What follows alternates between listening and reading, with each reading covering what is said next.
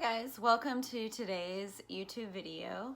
Today's video is all about how one person can create change. And I wanted to have a little story time with you. This book is called One, and it's by Catherine Otoshi. It's actually one of my favorite kids' books.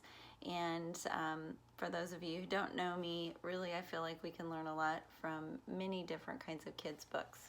But this book, the first time I read it to my kids several years ago, it really struck me that, you know, it does just take one person to create change, and we really need to pay attention to times that we need to stand up and create that shift. So I'm going to quickly read through this and then talk to you about it.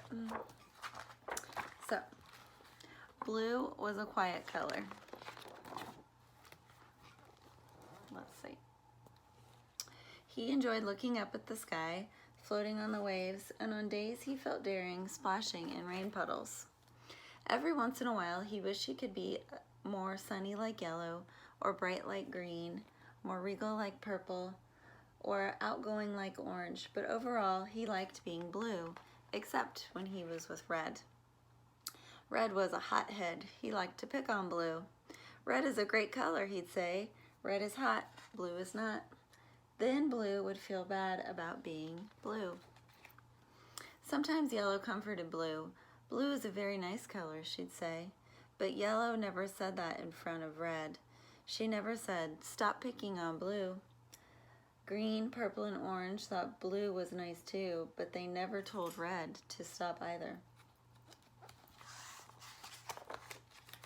Every time Red said something mean and no one spoke up, he got bigger and bigger and bigger. Soon, Red grew so big that everyone was afraid of him. No one dared stop him. Red picked on all of the colors. Then everyone felt a little blue. Until One came.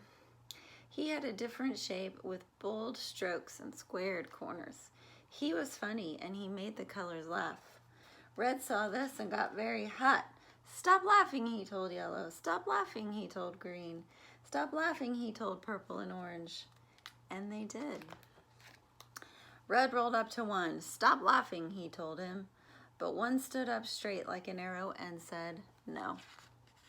Red was mad, but One wouldn't budge, so Red rolled away.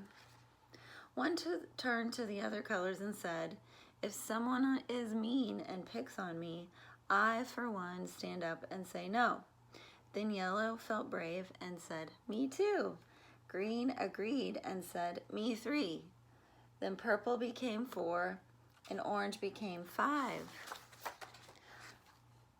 Blue saw the colors change. He wanted to count.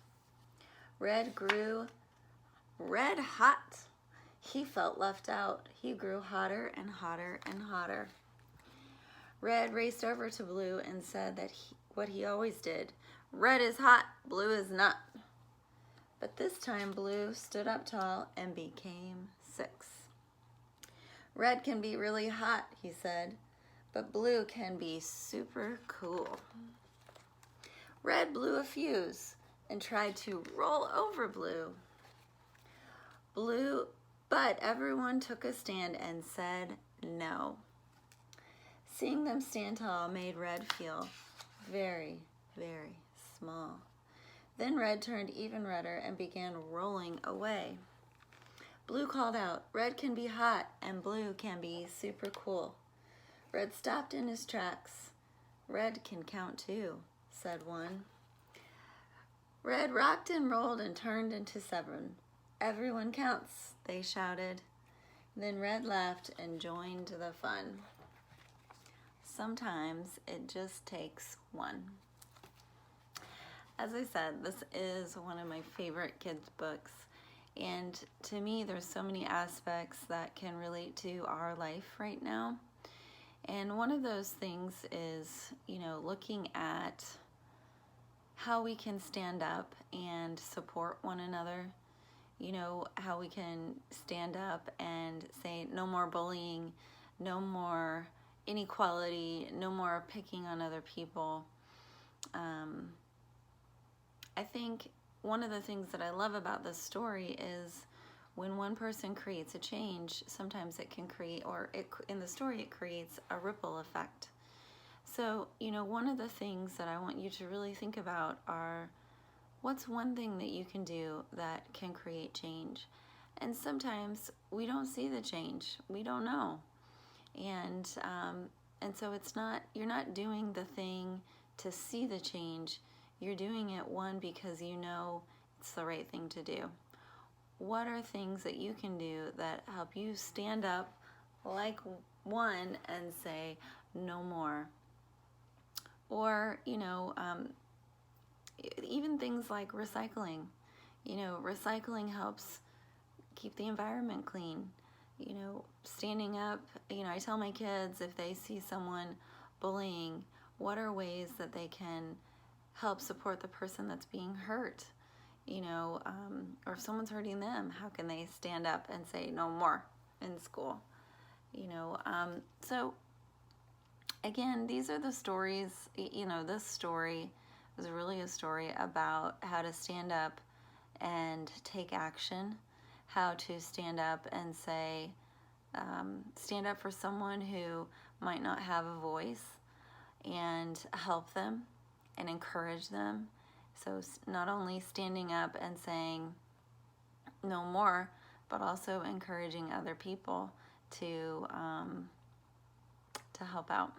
So for me, the book, is not just about one person creating change, but also what happens as a result of that change. And when, sometimes a moment or the one person or the one moment that really creates the change, it's not always pleasant, and change is uncomfortable. Just like Blue, Blue was really scared to become 6, but he did it. And I think when one person comes along and starts to create change, it can become contagious. And I know in this story it was positive change. And so it's remembering that, what can I do that creates change in a positive way? And